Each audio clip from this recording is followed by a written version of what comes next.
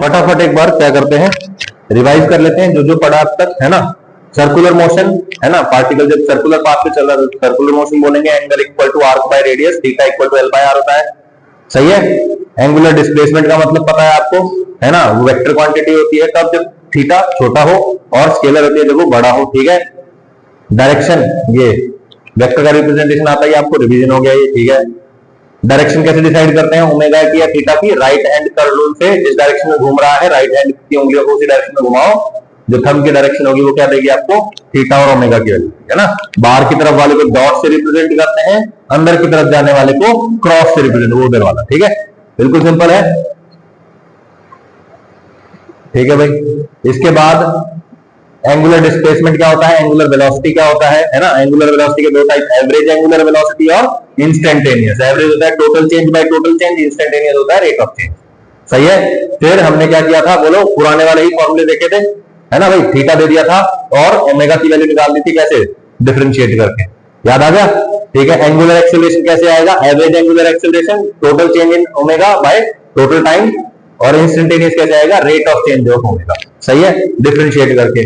फिर हमने equation of motion पढ़ी थी, बिल्कुल same to same equation of motion होती है, v is equal to u plus at, x is equal to ut plus half at square, v square minus u square equal to 2as, है ना। x की जगह theta आ जाएगा, omega की जगह, sorry, v की जगह ओमेगा आ जाएगा, u की जगह ओमेगा नॉट, टाइम की जगह टाइम, a की जगह अल्फा, सही है ना। और ग्राफ्स में भी वही रिलेशन होते थे, है ना। इसका रेट ऑफ चेंज ये होता है, इसका रेट ऑफ चेंज ये होता है ना।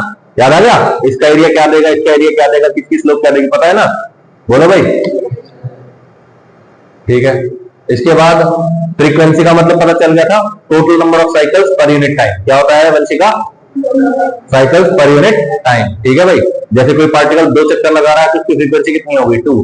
फ्रीक्वेंसी और टाइम में क्या रिलेशन होता है, frequency equal to 1 by time period, है ना। कोई दिक्कत इसमें, ठीक है। अच्छा, फ्रीक्वेंसी हो गया था, ये हो गया, कोई दिक्कत नहीं है। फिर बेसिक क्वेश्चन हो गए थे, है ना। जैसे इक्वेशन ऑफ मोशन होता है ऐसे इक्वेशन ऑफ सर्कुलर मोशन हो जाएगा, ठीक है, ओके। फिर ये ग्राफ वाला क्वेश्चन हो गया, कौन कहां पॉजिटिव है कौन कहां नेगेटिव है, वही पुराने स्टैंडर्ड रिजल्ट हैं ये, पुराने वाले से कुछ अलग नहीं है, बिल्कुल सेम टू सेम रिजल्ट है, ठीक है। अच्छा, ओमेगा में फ्रीक्वेंसी में क्या रिलेशन था, omega equal to 2 pi f, और ओमेगा को टाइम का, omega equal to 2 pi by t, है ना। Omega equal to 2 pi f equal to 2 pi by t, omega equal to 2 pi f equal to 2 pi by t, याद हो गया ना, ठीक है। एक्सेलरेशन डॉट वेलोसिटी पॉजिटिव है तो स्पीड बढ़ती है, एक्सेलरेशन डॉट वेलोसिटी नेगेटिव है तो स्पीड घटती है। एक्सेलरेशन डॉट वेलोसिटी 0 हो तो सिर्फ डायरेक्शन चेंज होती है, वेलोसिटी की स्पीड चेंज नहीं होती है, ठीक है। सिमिलरली अल्फा और ओमेगा के साथ होगा, अल्फा डॉट ओमेगा क्या होगा, अगर पॉजिटिव तो omega will increase and speed will also increase because omega equal to v by r, सही है। v equal to r omega, omega बढ़ेगा तो स्पीड भी बढ़ेगा, सही है भाई, okay. Difference between uniform and non uniform circular motion, uniform में क्या होता है, वेलोसिटी चेंज होती है, उधर भी वेलोसिटी चेंज होती है, स्पीड इधर कांस्टेंट है उधर स्पीड कांस्टेंट नहीं है, अल्फा 0 है इधर अल्फा 0 नहीं है।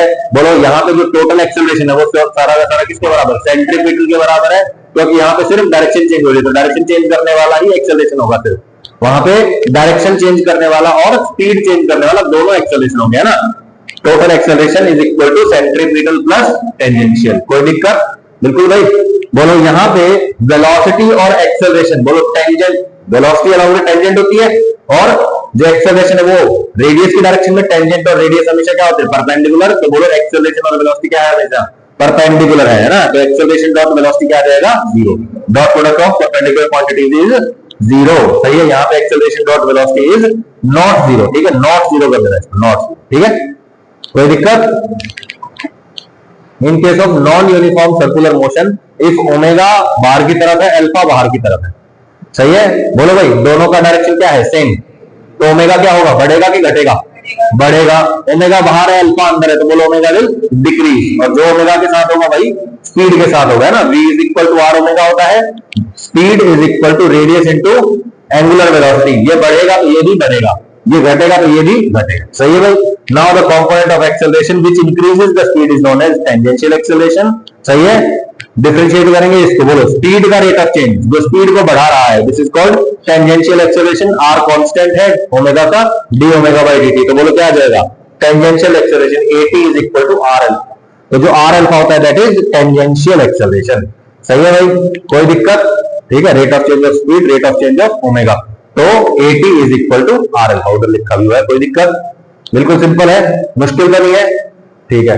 Okay, alpha is responsible for tangential acceleration, alpha is responsible for increasing the speed, implies that component of acceleration जो सेंटर की तरफ होता है वो डायरेक्शन को चेंज करता है, और जो टेंजेंट की तरफ होता है वो स्पीड। सही है भाई। अच्छा, theta and omega of A particle not moving in A circular path. देखो भाई क्या हो रहा है, एक पार्टिकल है जो इस डायरेक्शन में जा रहा है, सही है, मान लो इस दीवार के अलग कोई पार्टिकल मूव कर रहा है, तो बोलो क्या उस पार्टिकल के मोशन ने मेरे ऊपर एंगल सब्टेंड किया है, मेरे ऊपर एंगल बनाया है ना? तो मैं कहूंगा कि एक, पहले नंबर बात कि ये पार्टिकल मुझे चलते हुए दिखाई दे रहा है, दूसरी चीज इसने मेरे पे एंगल सब्टेंड किया है, तो मैं कहूंगा इसकी वेलोसिटी के दो कंपोनेंट है। पहला कंपोनेंट तो वो है जो इस पार्टिकल को मुझसे दूर लेकर जा रहा है, और दूसरा कंपोनेंट कौन सा है, जो इस पार्टिकल को मेरे रिस्पेक्ट में घुमा रहा है ना? एक कंपोनेंट जो है वो क्या कर रहा है, मेरे पे एंगल सब्टेंड करने में हेल्प कर रहा है, सही है ना? तो जो कंपोनेंट क्या कर रहा है, एंगल सब्टेंड कर रहा है, हम उसको बोल देंगे वी परपेंडिकुलर। क्या बोल देंगे? V perpendicular. और जो इंक्रीज कर रहा है डिस्टेंस को, डिक्रीज कर रहा है डिस्टेंस को, उसको बोल देंगे वी पैरेलल। सही है? तो देखो आप हमेशा क्या करेंगे, बोलो पार्टिकल को ऑब्जर्वर से जोड़ देंगे, सही है, जो भी शॉर्टेस्ट पाथ होगा दैट इज रेडियस, ठीक है। अब बोलो जिधर भी वेलोसिटी होगी, बोलो वेलोसिटी के कंपोनेंट ले लो in the direction of this and perpendicular to this. तो यहां पे क्या आ रहा है, बोलो इस पार्टिकल की वेलोसिटी, इस पार्टिकल की जो वेलोसिटी है it is perpendicular to this distance. तो हम बोलेंगे कि यहां पे जो वेलोसिटी है इस पॉइंट पे that is responsible for rotation of the particle. इस वेलोसिटी या स्पीड की वजह से ये पार्टिकल मुझे घूमता हुआ दिखाई दे रहा है। जब ये पार्टिकल यहां चला गया, बोलो अब ये पार्टिकल इस ऑब्जर्वर से दूर भी जा रहा है और बोलो एंगल भी सब्टेंड कर रहा है, यस और नो? बोलो यहां का, अब यहां से यहां चला गया, बोलो कुछ एंगल सब्टेंड किया ना, यस और नो? तो बोलो एक कंपोनेंट जो होगा इस वेलोसिटी का वो किसके लिए रिस्पॉन्सिबल होगा, दूर लेकर जाने के लिए। बोलो इस डायरेक्शन के अलोंग जो कंपोनेंट है ये क्या कर रहा है, इस डिस्टेंस को बढ़ाने की कोशिश कर रहा है, यस और नो? और एक कंपोनेंट क्या कर रहा है, इस पार्टिकल को इसके रिस्पेक्ट में घुमाने की कोशिश कर रहा है। तो हम क्या करेंगे, जो दूर लेकर जा रहा है उसको वी पैरेलल बोल देंगे, और जो घुमाने की कोशिश कर रहा है उसको वी परपेंडिकुलर बोल देंगे। V perpendicular is responsible for omega. Omega मतलब एंगुलर वेलोसिटी है ना, पार्टिकल घूम रहा है ना, तो एंगल सब्टेंड कर रहा है, टाइम के साथ वो एंगल चेंज हो रहा है, दैट मींस एंगुलर वेलोसिटी मुझे दिखाई दे रही है। तो ओमेगा के लिए कौन रिस्पॉन्सिबल है, वी पैरेलल या वी परपेंडिकुलर? वी परपेंडिकुलर, सही है। हाँ, आप हमेशा क्या करेंगे, इसको ज्वाइन करेंगे, परपेंडिकुलर कंपोनेंट निकालेंगे और v perpendicular divide by r कर देंगे, तो आपके पास क्या आ जाएगा, ओमेगा। रिपीट करूं अभी क्लियर है, बिल्कुल सिंपल है। चले आगे, ये क्वेश्चन दोबारा बताना पड़ेगा क्या? ठीक है। अच्छा ये देखो, यहां पे पार्टिकल की वेलोसिटी दिखाई दे रही है, एंगुलर वेलोसिटी ओमेगा 1 दिखाई दे रही थी, तो ओमेगा 1 क्या आएगा, v डिवाइड बाय r1। सही है। पार्टिकल जब यहां पहुंचा तो बोलो डिस्टेंस कितना हो गया, r2। तो ऐसा लग रहा है ना जैसे ये पार्टिकल का ये वाला कंपोनेंट r2 रेडियस में इसको घुमाने की कोशिश कर रहा है, तो that is why this distance is called radius. Temporarily ये रेडियस की तरह काम कर रहा है, तो दिस इज r2 और v परपेंडिकुलर। तो बोलो v perpendicular by r2 is equal to omega 2। Done, कोई दिक्कत? क्वेश्चन हो ही गया था, है ना?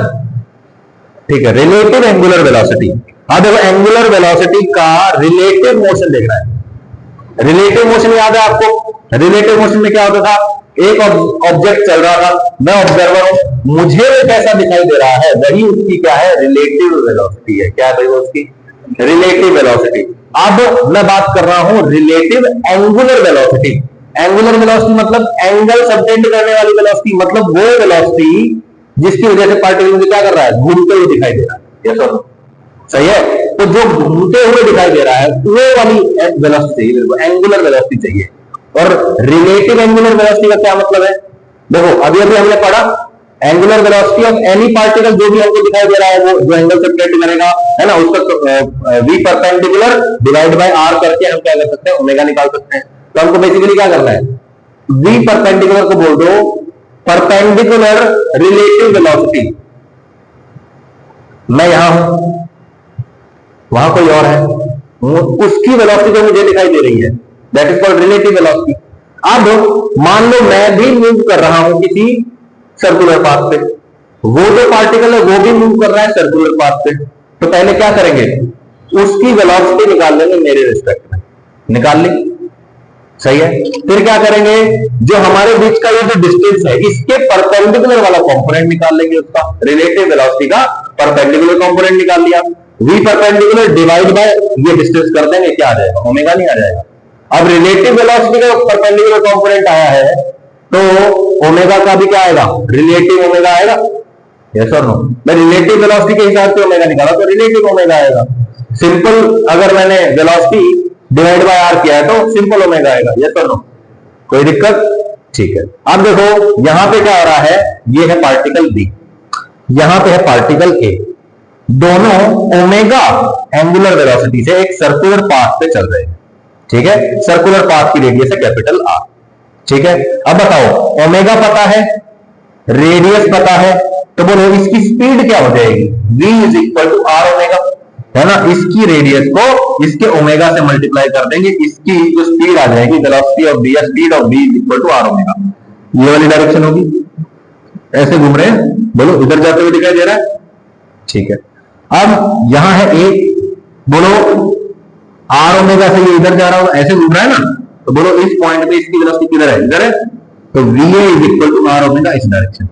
अपने को क्या चाहिए, रिलेटिव एंगुलर वेलोसिटी, तो मैं कहता हूं find omega B A, relate angular velocity of B with respect to A, सही है। अब देखो इसकी वेलोसिटी देखनी है, मैं कहता हूं इसकी वेलोसिटी इसके रिस्पेक्ट में निकाल लो, डिवाइड बाय इन दोनों के बीच का डिस्टेंस, है ना। बोलो भाई कोई दिक्कत, बिल्कुल जो ऊपर वाले केस में किया था वही करना है, इसकी वेलोसिटी इसके रिस्पेक्ट में निकाल लो, आ जाएगी।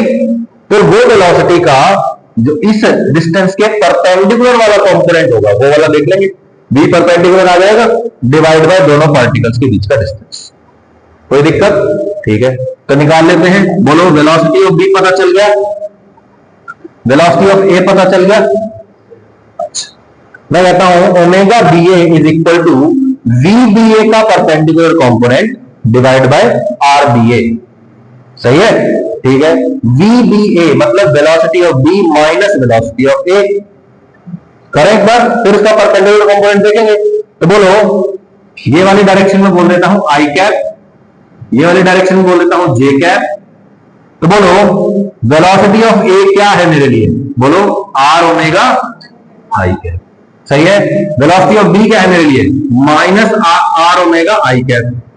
अब बताओ v b minus v a क्या आएगा, minus r omega i cap minus velocity of a r omega i cap, कितना आ गया बोलो, minus 2 r omega i cap, ये हो गया क्या, वी बी ए, सही है।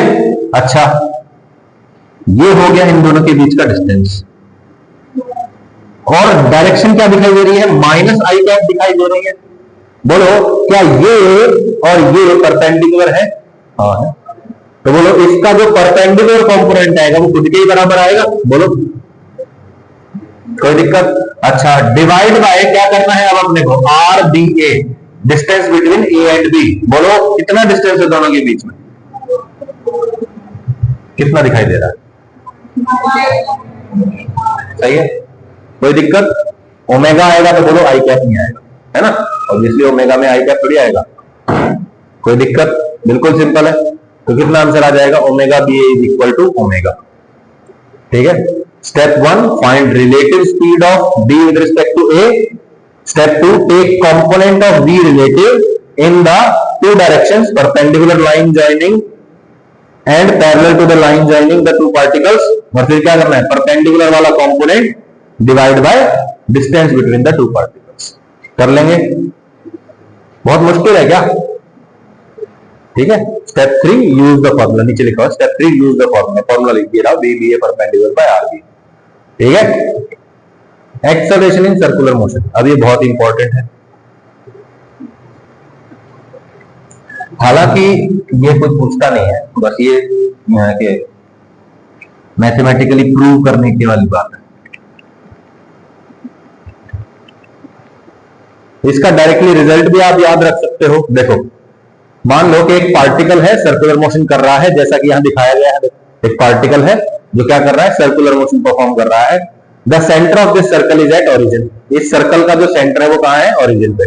रेडियस कितनी है, आर। ठीक है, ओके। वेक्टर्स बोलो, वेक्टर, किसी भी वेक्टर को कैसे रिप्रेजेंट कर सकते हैं? फॉर एग्जांपल कोई भी वेक्टर है उसको लिख सकते हैं उसका मैग्नीट्यूड इनटू डायरेक्शन। सही है, तो ऐसे ही आर वेक्टर को क्या लिखेंगे?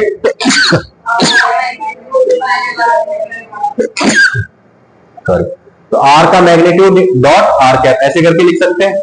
ठीक है, अब any vector can be represented by its magnitude and unit vector in the direction of the vector. ठीक है, अब देखो आर वेक्टर लिख दिया, लेट्स से यहां से एक्स एक्सिस से इसने क्या कर रखा है, कुछ थीटा एंगल बना रखा है। पार्टिकल पी जो है यहां से यहां पहुंच गया है। ठीक है भाई, बोलो ये हो जाएगा यहां से लेके यहां तक, दिस इज आर वेक्टर। गलत तो नहीं है कुछ, रेडियस वेक्टर है भाई ये। ओके, अब बताओ ये आर है तो ये कितना होगा और ये कितना होगा? ठीक है, मतलब इस पार्टिकल की जो पोजीशन लिखना चाहता हूं मैं। ठीक है, कैसे लिखते हैं बोलो? एक्स कोमा वाई लिखते हैं, है ना? बोलो, और पोजीशन लिखने का एक और तरीका है, क्या होता है वो? X i cap plus y j cap, है ना भाई? डिस्प्लेसमेंट शो करनी है, यहां से यहां का ये जो पोजीशन है इसको रिप्रेजेंट कैसे कर सकता हूं मैं? दो तरीके से कर सकता हूं। पार्टीशन में कैसे करूंगा कि भाई एक्स डायरेक्शन में एक्स चला और वाई डायरेक्शन में वाई चला, तो एक्स डायरेक्शन की मूवमेंट में कैसे लिखेंगे? X i cap plus y जे। सही है, यही तो आर वेक्टर है। यस और नो भाई? यहां से यहां जाना मतलब यहां से यहां जाना और यहां से यहां जाना। गलत तो नहीं बोल रहा हूं कुछ? ठीक है, दूसरा तरीका क्या होता है कि भाई एक्स एक्सिस से थीटा एंगल बनाते हुए आर मैग्नीट्यूड का मूवमेंट हमको करना है। वो अपने काम का भी नहीं है, वो पोलर में आएगा। ठीक है, वो बाद की बात। ठीक है, तो बोलो R vector is equal to x i cap plus y j cap. This distance is x, yes और no? This distance is y, yes और नो? सही है, बोलो एक्स का वैल्यू क्या दिख रहा है आपको? आर कॉस थीटा नहीं दिख रहा है, और वाई का वैल्यू क्या दिख रहा है आपको? ये दिख रहा है। ठीक है, तो बोलो जो आर वेक्टर है जब ये पार्टिकल पी पोजीशन पे है और ये एंगल थीटा है, तब पार्टिकल की पोजीशन को रिप्रेजेंट करने के लिए हम रेडियस वेक्टर का यूज कर सकते हैं। Radius vector is equal to r cos theta i cap plus r sin theta j cap. सही है, इसमें से मैं आर कॉमन ले लूं। सही है, अच्छा आर कॉमन ले लिया, क्या बचेगा? Cos theta i cap plus sign theta j cap. ध्यान से देखो, ये तो आर का मैग्नीट्यूड हो गया, रेडियस का मैग्नीट्यूड है ये। ध्यान से देखो, ये रेडियस की डायरेक्शन है ना? ध्यान से देखो, ये क्या होता है? अगर मैं किसी भी वेक्टर को रिप्रेजेंट कर रहा हूं, कैसे रिप्रेजेंट कर सकता हूं? Magnitude into direction. ये मैग्नीट्यूड है तो मोस्ट डेफिनेटली ये डायरेक्शन रहा होगा। सर इसका मैग्नीट्यूड तो 1 होना चाहिए। हम हमेशा मैग्नीट्यूड को यूनिट वेक्टर से मल्टीप्लाई करते हैं ना, तो इसका मैग्नीट्यूड चेक तो करो। बोलो कोई भी वेक्टर, ये वाला वेक्टर देख लो, इसका मैग्नीट्यूड कैसे फाइंड करते हैं? आर वेक्टर का मैग्नीट्यूड याद करो, under root x square plus y square. तो बोलो इसका मैग्नीट्यूड क्या आएगा? Under root cos square theta plus sin square theta. 1 ही होता होगा, चाहे थीटा कुछ भी हो हमेशा 1 ही आएगा। यानी कि हमेशा पार्टिकल की पोजीशन को कैसे लिख सकते हैं हम? आर इंटू आर कैप, और आर कैप क्या होता है? Cos theta i cap plus sign theta j cap. गलत तो नहीं है कुछ? ठीक है, अब पार्टिकल की वेलोसिटी को मैं लिखना चाहता हूं। ठीक है, पार्टिकल की करंटली जो वेलोसिटी है लेट्स से वो v है। बोलो वेलोसिटी का डायरेक्शन क्या है? टेंजेंट के अलोंग है कि नहीं है? पार्टिकल का वेलोसिटी हमेशा ही कहां होता है? टेंजेंट के अलोंग। ठीक है, अब इसको फिर से देखते हैं एक बार, ये दोबारा तो बताने की जरूरत नहीं है ये। बोलो भाई, ठीक है, अच्छा भाई, ये हो गया पार्टिकल का इधर वेलोसिटी हो गया। सही है, अब मैं कहता हूं ये जो पार्टिकल का वेलोसिटी है this is along the tangent. मैं टेंजेंट की डायरेक्शन को रिप्रेजेंट कर रहा हूं टी कैप से। कर सकता हूं भाई, रेडियस की जो डायरेक्शन है उसको आर कैप से रिप्रेजेंट कर रहा हूं, तो टेंजेंट की डायरेक्शन को टी कैप से रिप्रेजेंट कर सकता हूं। ठीक है भाई, तो पार्टिकल की जो वेलोसिटी है, velocity vector is equal to magnitude into direction. Magnitude है v का मैग्नीट्यूड और डायरेक्शन क्या है? टेंजेंट वाली। गलत तो नहीं बोल रहा हूं कुछ? ओके, अब देखो ध्यान से, ये मैंने y एक्सिस के पैरेलल लाइन खींच दी। ये एंगल थीटा है, सेम सिस्टम है, तो बोलो ये एंगल भी थीटा होगा। कर लेना वो, है ना? एक छोड़ के एक थीटा बना देना क्रॉस करके। ठीक है, तो ये एंगल भी कितना हो जाएगा? थीटा। ठीक है भाई, ओके।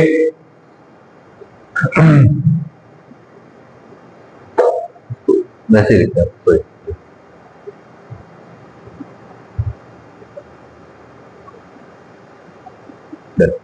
अब बोलो इधर वेलोसिटी कितनी है, वेलोसिटी वेक्टर v वेक्टर है। बोलो इसके दो कंपोनेंट ले सकता हूं मैं भाई, इधर एंगल थीटा है तो इधर कितना कंपोनेंट आएगा v cos थीटा, और इधर कितना कंपोनेंट आएगा v sin थीटा। तो बोलो y डायरेक्शन का कंपोनेंट कितना है v cos थीटा, है ना। तो वेलोसिटी वेक्टर को लिख रहा हूं मैं फिर से दूसरे तरीके से, क्या लिखूंगा बताना, v cos theta j cap, गलत तो नहीं है कुछ, सही है। और बोलो इधर क्या आएगा v sin theta i cap, कौन सी डायरेक्शन, आई कैप या माइनस आई कैप, माइनस आई कैप। तो यहां पे लिखेंगे minus v sin theta i cap, सही है, माइनस आई कैप, गलत तो नहीं है कुछ, ठीक है भाई। वेलोसिटी वेक्टर को लीजिए, ठीक है भाई,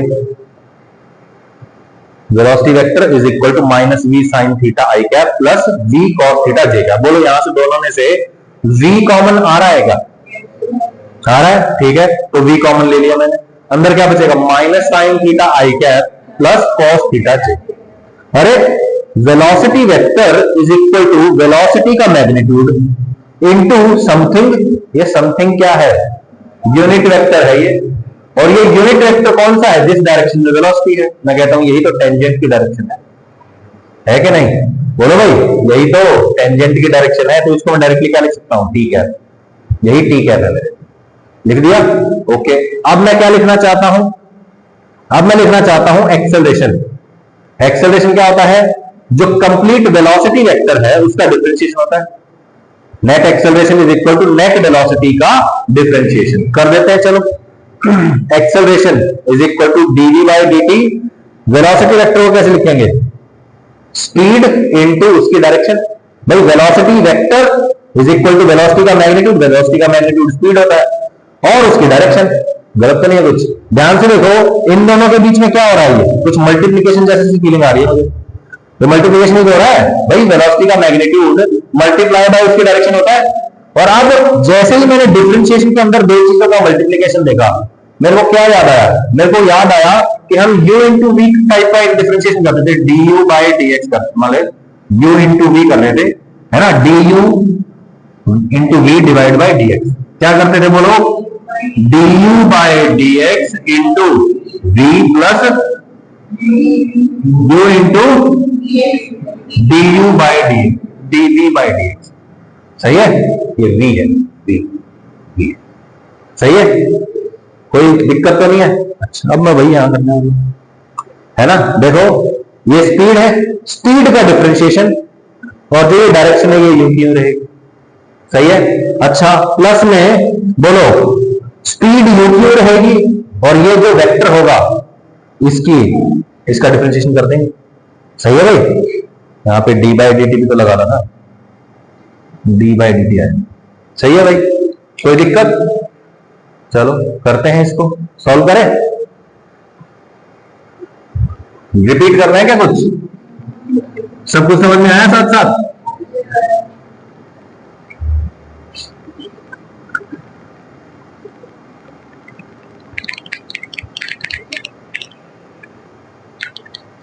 ठीक है। तो भाई बोलो एक्सेलरेशन इज इक्वल टू ये एज इट इज, इसका डिफरेंशिएशन, फिर वेलोसिटी यानी कि स्पीड एज इट इज, और ये जो टेंजेंट वेक्टर है इसका डिफरेंशिएशन, है ना, इस फॉर्मूले के हिसाब से कर दिया। यहाँ पे लिखना है d बाय dt, ठीक है, यहाँ पे गलती है, मतलब मिसिंग है, ठीक है। अच्छा भाई ठीक है, ये टर्म यू क्यों लिख लेते हैं। अच्छा ये v एज इट इज आ जाएगा, बोलो इसका डिफरेंशिएशन करने चलते हैं। चेन रूल याद है, बाहर वाले का डिफरेंशिएशन अंदर वाले को नहीं चढ़ा, फिर अंदर वाले का, जहां जो लास्ट वेरिएबल है वहां तक पहुंच जाते हैं हम, ठीक है भाई। देखो माइनस यूं का ही रहेगा, साइन थीटा का डिफरेंशिएशन कॉस थीटा, फिर अंदर जाएंगे थीटा का differentiation d theta by d T, I cap है तो आई कैप ही रहेगा, कोई दिक्कत, डायरेक्शन तो वही रहेगी, डिफरेंशिएशन रहेगा तो कुछ भी रहेगा। कॉस थीटा का डिफरेंशिएशन माइनस साइन थीटा, तो प्लस में माइनस साइन थीटा मतलब माइनस साइन थीटा, फिर थीटा का differentiation d theta by d two j cap, सही है, ओके। माइनस और ये माइनस ले आओ, बाहर निकालो, D theta by D theta by d T, ये तो ओमेगा होता है ना रे, यहां भी ओमेगा, यहां भी ओमेगा, ओमेगा को भी बाहर निकाल दो, तो माइनस ओमेगा बाहर आ गया। सही है, बोलो minus D theta by d T था और माइनस आ गया, माइनस ओमेगा बन जाएगा ये। ठीक है, तो ये बन गया माइनस ओमेगा। ध्यान से देखो, ये तो आर कैप है, cos theta i cap plus sign theta j cap, यही तो रेडियस का यूनिट वेक्टर था। तो बोलो इसको क्या लिख दूंगा मैं, आर कैप। ध्यान से देखो, ये क्या बन गया, v omega into minus are cap बन गया। अच्छा, इधर वाले को देख लो, ये क्या है, dv by d t, rate of change of speed, tangential acceleration होता है ये। स्पीड को चेंज करने वाला कौन था भाई, टेंजेंशियल एक्सेलरेशन। ठीक है, इंटू, ठीक है, तो इसको मैंने नाम दे दिया एटी, इसको मैं नाम दे रहा हूं एटी, और डायरेक्शन क्या है, टी कैप प्लस में, बोलो यहां क्या आएगा, v omega minus are cap. और इधर कौन बैठा है, इधर बैठा है नेट एक्सेलरेशन। तो देखो नेट एक्सेलरेशन के दो हिस्से बन गए मेरे पास। नेट एक्सेलरेशन हमने शुरू किया था डीवी बाई डी से, वेलोसिटी वेक्टर का डिफरेंशिएशन किया था नेट वेलोसिटी का।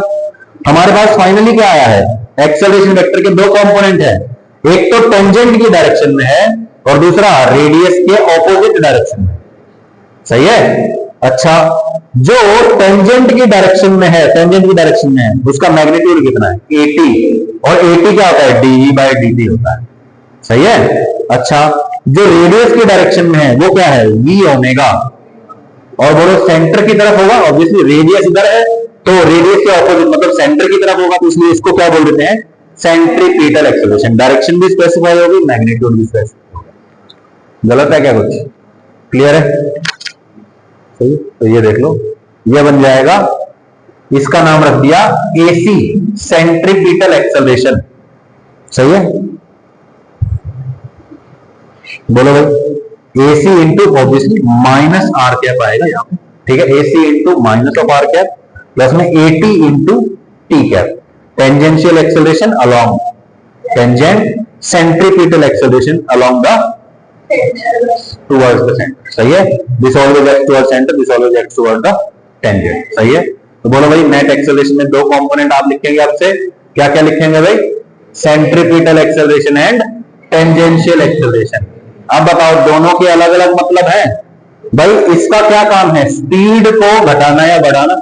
स्पीड घटेगी या बढ़ेगी तो ये होगा, स्पीड चेंज नहीं होगी, स्पीड कांस्टेंट होगी तो ये जीरो हो जाएगा, क्योंकि ये rate of change of speed की बात कर रहा है। स्पीड चेंज नहीं हो रही तो स्पीड का रेट ऑफ चेंज जीरो, मतलब टेंजेंशियल एक्सेलरेशन जीरो हो जाएगा। और ये क्या है, सेंट्रीपिटल, तो ऑब्वियसली स्पीड चेंज करने के लिए ये रिस्पॉन्सिबल, और ऑब्वियसली डायरेक्शन चेंज करने के लिए ये रिस्पॉन्सिबल। सही है, कोई दिक्कत, बिल्कुल सिंपल।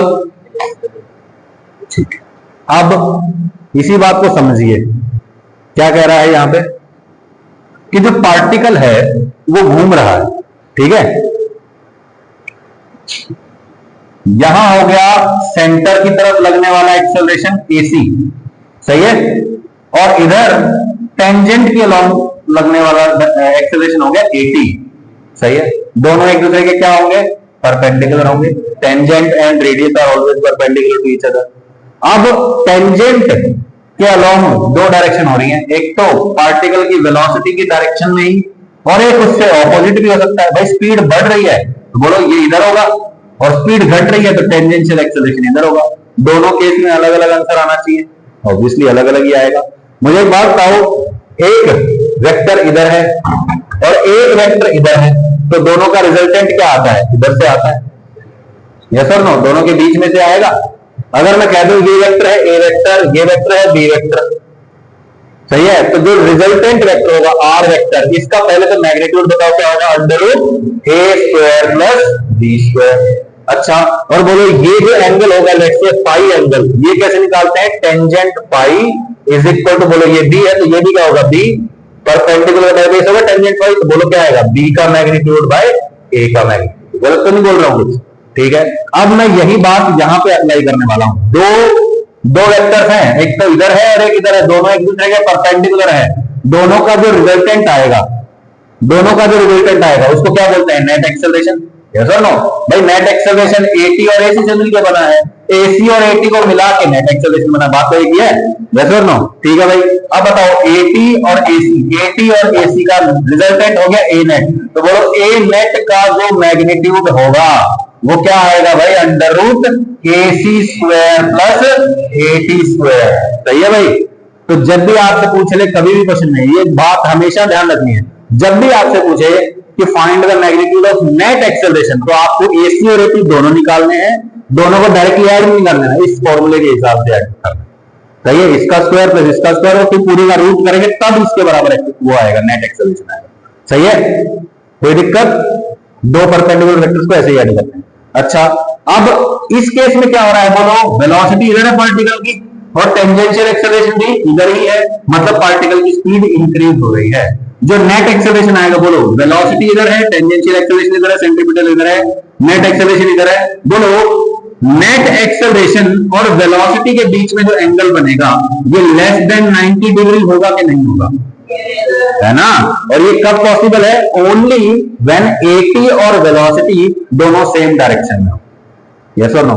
अगर उल्टा होता कि टेंजेंशियल एक्सेलरेशन इधर ना होकर इधर होता, तो बोलो नेट एक्सेलरेशन इधर आता कि इधर आता? नीचे की तरफ आता। यस और नो? अगर ये नीचे आएगा तो बोलो वेलोसिटी इधर है और नेट एक्सेलरेशन इधर है, बोलो दोनों के बीच का एंगल मोर देन 90 डिग्री हो जाएगा। तो ये भी एक पहचान हो गई कि टेंजेंशियल नेट एक्सेलरेशन और वेलोसिटी के बीच का एंगल अगर लेस देन 90 डिग्री है मतलब स्पीड इंक्रीज हो रही है, और अगर ग्रेटर देन 90 डिग्री है तो स्पीड डिक्रीज हो रही है। सही है, इस angle between velocity and net acceleration is equal to 90 degree. Equal to 90 degree, equal है मतलब सारा का सारा जो एक्सेलरेशन है वो किधर है, सेंटर की तरफ है और वेलोसिटी इधर जा रही है दोनों। टेंजेंशियल एक्सेलरेशन केस में क्या है, जीरो। सही है, then a net is in the direction of centripetal acceleration. सही है, यानी कि टेंजेंशियल एक्सेलरेशन कितना है, जीरो, यानी कि स्पीड क्या है, कांस्टेंट। तो यूनिफॉर्म सर्कुलर मोशन हो जाएगा। सही है। दूसरा case, if angle between velocity and net acceleration is less than 90 degree, net acceleration और वेलोसिटी के बीच का एंगल क्या है, लेस देन 90 डिग्री। 90 डिग्री तो ये जीरो हो जाएगा, है ना, टेंजेंशियल जीरो हो जाएगा ना भाई। अगर एंगल क्या है, लेस देन 90, मतलब नेट एक्सेलरेशन का एक कंपोनेंट वेलोसिटी के डायरेक्शन में और एक उसके परपेंडिकुलर है, उसकी डायरेक्शन में एक कंपोनेंट आ रहा है, मतलब स्पीड क्या होने वाली है, इंक्रीज होने वाली है। If angle between velocity and net acceleration is less than 90 degree, net acceleration and velocity are in the same direction. सही है भाई, स्पीड क्या होगी, इंक्रीज होगी। If the angle between velocity and net acceleration is greater than 90 degree, net acceleration and velocity are in the opposite या फिर different direction, तो speed will decrease. कोई दिक्कत? अब ऐसा ही क्वेश्चन पूछेगा आपसे पेपर में, ये नहीं पूछेगा व्हाट इज सेंट्रीपिटल एक्सेलरेशन, कोई नहीं पूछता। ये बोलेगा थ्योरेटिकल मैच द कॉलम वाले आएंगे वो, है ना, मैच द कॉलम वाला, उसमें बोलेगा एक बी ऑप्शन जो है मैच द करेक्ट, तो उसमें बोलेगा angle between net acceleration and velocity greater than 90 degree. फिर आगे चार ऑप्शन होंगे, speed increase, decrease, constant, insufficient data. क्या करना है, स्पीड। सही है, लेस देन है तो इंक्रीज, ग्रेटर देन 90 डिग्री है तो डिक्रीज। समझ में नहीं आया? सही है, एक्टिव होके बैठोगे ना तब और अच्छा समझ में आएगा। सही है भाई। अच्छा, अब हमने एक नई नई चीज सीख ली है, सेंट्रीपिटल एक्सेलरेशन। सेंट्रीपिटल एक्सेलरेशन का मैग्नीट्यूड दिखा दिया, कितना आया, v ओमेगा, है ना। तो बोलो सेंट्रीपिटल एक्सेलरेशन का, टेंजेंशियल एक्सेलरेशन तो याद है आपको, r अल्फा, दिक्कत ही नहीं है, तो पढ़ चुके हैं पहले। सेंट्रीपिटल एक्सेलरेशन के बारे में और क्या कह सकते हैं, बोलो, ये होता है v इंटू ओमेगा। अरे v तो r ओमेगा ही होता है ना। तो बोलो v की जगह क्या लिख सकता हूं मैं, r ओमेगा, और ये ओमेगा ही, तो क्या बन जाएगा, r ओमेगा स्क्वायर। तो ओमेगा स्क्वायर r या r ओमेगा स्क्वायर बात एक ही है। अच्छा बोलो भाई, इस ओमेगा को मैं क्या लिख सकता हूं, v is equal to r omega, omega equal to v by r लिख सकता हूं। तो बोलो इस ओमेगा की जगह में क्या लिख सकता हूं, v बाय r। तो बोलो क्या बन जाएगा, v into v by r, तो ये क्या बन गया, v स्क्वायर बाय। तो सेंट्रीपिटल एक्सेलरेशन के तीन फॉर्मूले, v omega, r omega square, या ओमेगा स्क्वायर r एक ही बात है, या फिर v स्क्वायर बाय। सही है भाई, याद रखना है, ये बहुत ही इंपॉर्टेंट फॉर्मूले हैं। ठीक है, क्या क्या भाई, AC is equal to v omega, omega square r, v square by r। AC is equal to v omega, omega square r, v square by r। सही है, याद हो गया। ठीक है, मन मन में 3-4 बार बोलो तो पूछ लूंगा मैं तो।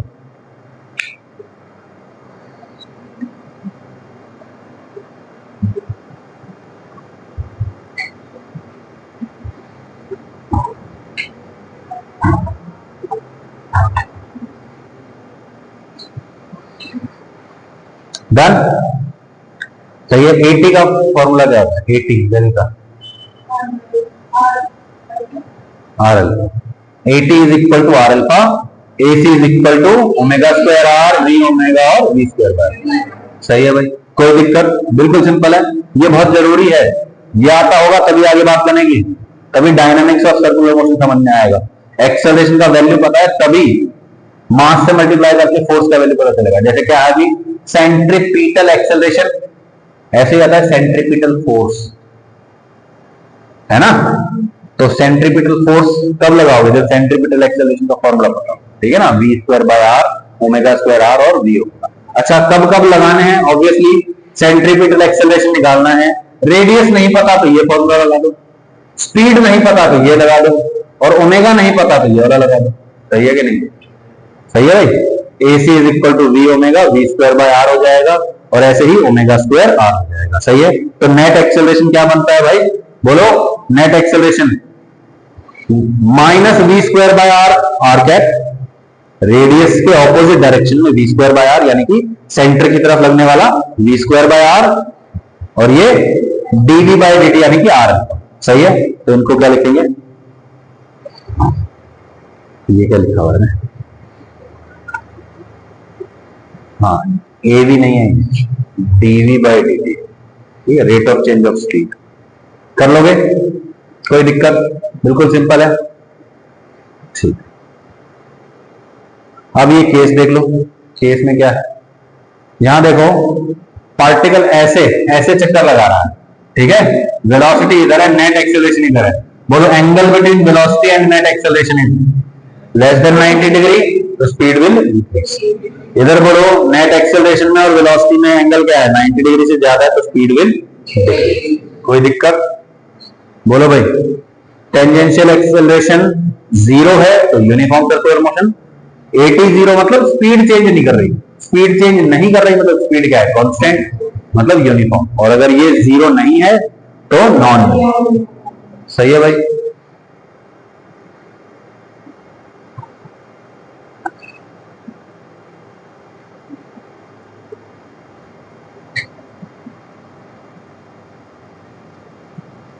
क्वेश्चन देखना, अभी बहुत अच्छे अच्छे क्वेश्चन हैं। What time is it? 57 50। कोई नहीं है कि ये क्वेश्चन तो करेंगे ही, ठीक है?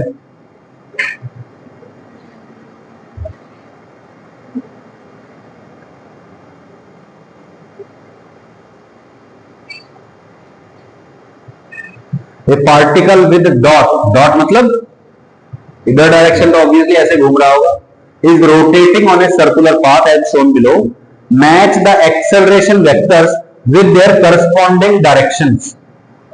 एक्सेलरेशन को किसे जोड़ना है? करस्पॉन्डिंग डायरेक्शन से। फर्स्ट पार्ट अल्फा डॉट है, मतलब ओमेगा कैसा है? डॉट। अल्फा भी कैसा है? डॉट। मतलब दोनों का डायरेक्शन क्या है? सेम। मतलब स्पीड क्या हो रही है? इंक्रीज। स्पीड इंक्रीज कर रही है, यानी कि टेंजेंशियल एक्सेलरेशन की डायरेक्शन सेम एज वेलोसिटी है, ठीक है? तो बोलो, यहां पे पार्टिकल लेट्स से P यहां है, ठीक है? पार्टिकल की वेलोसिटी इधर है, एटी भी इधर ही होगा। सही है। बोलो, ये सेंटर है तो ये क्या हो जाएगा? इधर की तरफ सेंट्रीपिटल एक्सेलरेशन होगा। बोलो, एटी इधर, एसी इधर, रिजल्टेंट कहां होगा? नेट एक्सेलरेशन इधर आएगा, नेट एक्सेलरेशन इधर है। बोलो, अब आपको बताना है कौन से इसकी क्या डायरेक्शन होगी। तो आपको बताना है एसी की डायरेक्शन क्या होगी, एटी की डायरेक्शन क्या होगी, और नेट एक्सेलरेशन की डायरेक्शन क्या होगी। देखो, एसी, एटी और ए नेट, ठीक है? बोलो भाई,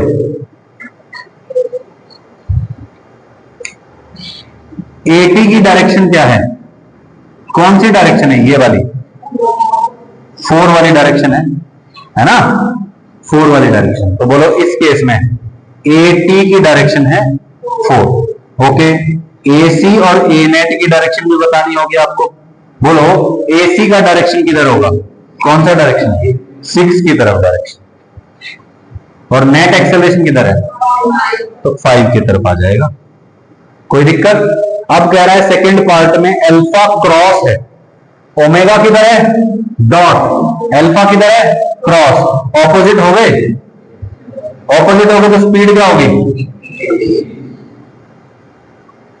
तो वेलोसिटी है इधर, at है इधर, तो नेट एक्सेलरेशन बताना। सही है, ओके बताओ at का डायरेक्शन किधर है 8, तो at हो जाएगा 8। ac बताओ, नेट एक्सेलरेशन बताओ 465867।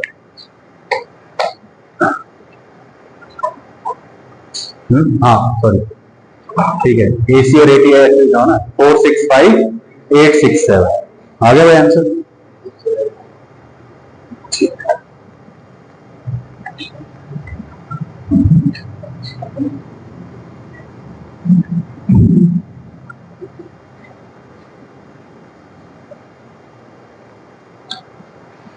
Particle is speeding up at the rate of 10 metre per second square. Speeding up कौन सा acceleration, tangential. Rate of change भी दे दिया कितना 10 मीटर पर सेकेंड स्क्वायर, मतलब गिवन हो गया 80 कितना है भाई 80 इज इक्वल टू 10 है। सही है, and it enters a circular track. एक पार्टिकल सीधे सीधे रास्ते पे जा रहा था, फिर एकदम से वो सर्कुलर रास्ते पे एंटर कर गया। ठीक है भाई, when its speed is 30 metre per second. ठीक है, तो जब वो सर्कुलर ट्रैक पे एंटर करता है, जस्ट एंटर किया घुसा है, तब उसकी स्पीड कितनी है। Find out the net acceleration of the particle if the radius of the circular track is 5 metre. Radius पता चल गया 5, स्पीड पता चल गया 30। सही है, नेट एक्सेलरेशन चाहिए। मैं कहता हूं 80 तो जिंदाबाद, पता है आपने, वो क्या चाहिए एसी चाहिए, नेट के लिए एसी भी चाहिए होगा। एसी का होगा v स्क्वायर बाय आर लगाओ, कितना आएगा 900/5 आ गया आंसर। एसी का वैल्यू पता चल गया, एटी का वैल्यू पता चल गया, बोलो नेट एक्सेलरेशन क्या आएगा √80² प्लस एसी स्क्वायर। कर लोगे, मुश्किल तो नहीं है। ठीक है, also find the angle between velocity and net acceleration. बोलो टेंजेंट फाई क्या होगा, बोलो वेलोसिटी इधर है पार्टिकल की, टेंजेंशियल एक्सेलरेशन भी इधर है, सेंट्रीपिटल इधर है, बोलो भाई स्पीड अप हो रहा है ना। ठीक है, यहां कहीं नेट एक्सेलरेशन आएगा, वेलोसिटी एंड नेट एक्सेलरेशन के बीच का एंगल, बोलो ये क्या है एसी, तो ये भी क्या होगा एसी। सही है, ये एंगल फाई है, टेंजेंट फाई क्या होगा बोलो एसी डिवाइड बाय 80। सही है, एसी का वैल्यू पता है, 80 का वैल्यू पता है, दिस बाय दिस करो आ जाएगा, कोई दिक्कत। सही है, कर लोगे। Find the net acceleration after 2 seconds of entering the circular track. अब वो 2 सेकेंड बाद क्या होगा, जस्ट एंटर किया तो ऊपर वाला क्वेश्चन हो गया, उसके जस्ट बाद 2 सेकेंड बाद क्या होगा। मैं कहता हूं 2 सेकेंड के बाद उसकी स्पीड ज्यादा होगी, कितनी होगी भाई, जब एंटर किया तब स्पीड है 30, हर सेकंड में 10 बढ़ जाती है, तो 1 सेकंड के बाद 40 जाएगी, उसके 1 सेकंड बाद 50 जाएगी। तो बोलो फाइनल वेलोसिटी कितनी हो गई, v = 50 हो गया। बोलो 80 अभी भी 10 है, रेडियस अभी भी 5 है, तो आ गया ना आंसर। सही है, अब इसके अलावा मुझे कुछ बताने की जरूरत है। स्पीड ऑफ द पार्टिकल बताओ 50, find angle between velocity and acceleration क्या आएगा बोलो tan phi is equal to AC divide by 80 हो जाएगा आंसर। सही है, ओके। नेट एक्सेलरेशन कैसे निकालना वो भी पता है आपको, ये वाला फॉर्मूला यूज करके A = √80² कर लोगे। ये क्वेश्चन आपको घर से करके लाना है, ठीक है, ये क्वेश्चन, और रेडियस ऑफ कर्वेचर हम अगली बार कर लेंगे। ठीक है, thank you for your time, I will see you tomorrow.